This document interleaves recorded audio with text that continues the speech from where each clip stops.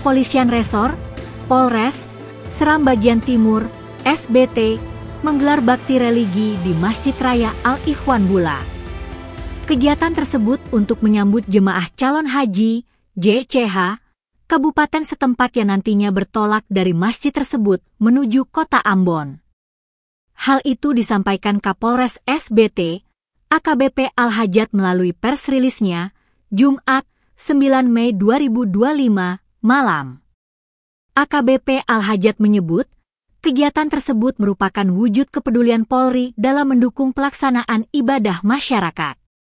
Lebih lanjut dijelaskan, bakti tersebut sebagai bentuk kepedulian terhadap kebersihan dan kenyamanan tempat ibadah bagi umat muslim yang akan menjalankan ibadah. Dia berharap, kegiatan serupa dapat memberikan manfaat nyata serta mempererat tali silaturahmi antara kepolisian dan masyarakat demi terciptanya situasi yang aman dan kondusif. Adapun kegiatan tersebut dipimpin langsung Kapolres SBT, AKBP Al-Hajat bersama Wakapolres SBT Kompol Aristiku Maryunus, dan diikuti seluruh PJU serta personel Polres SBT.